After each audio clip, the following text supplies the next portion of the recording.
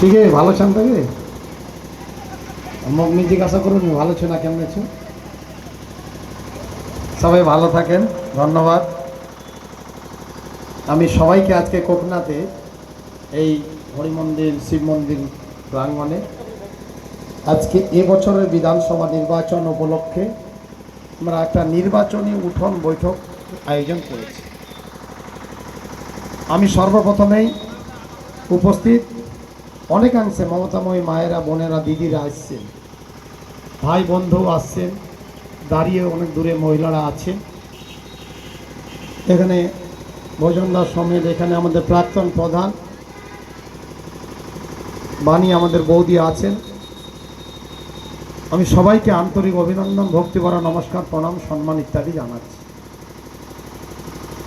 আপনারা জানেন যে এবছরের বিধানসভার মাত্র কয়েকদিন পরে 23 তারিখে অনুষ্ঠিত হবে।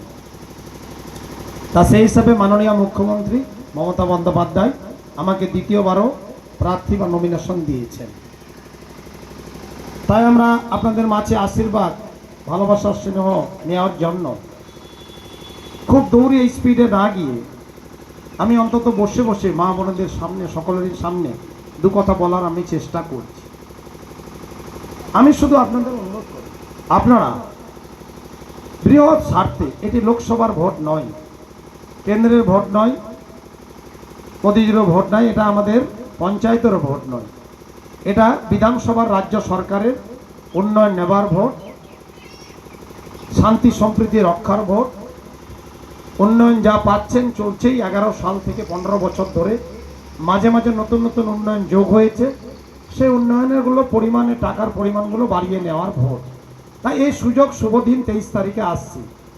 আমি অনুরোধ করব, বাংলায় এত কিছু উন্নয়নের বিকল্প, মমতা বন্দ্যোপাধ্যায় তার জোড়া ফুল দিদি ছাড়া কোনো উপায় নেই।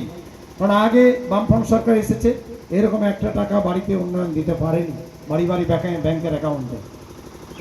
কেন্দ্রের মোদী সরকার এসছে, ওনারও 12-13 বছর হয়ে গেল, এই এলাকা থেকে অনেক ভোট নিয়ে গেল, কিন্তু উনিও মমতা বন্দ্যোপাধ্যায় সরকারের মতো বাড়ি বাড়ি অ্যাকাউন্টে জন্ম থেকে মৃত্যু অবধি বিভিন্ন রকমের যে আমরা সুবিধা পাই, সেটা কিন্তু ওনারও সরকার থেকে আমরা তেমন দৃশ্যমান বা গুণগত মান উন্নয়ন পেলাম না।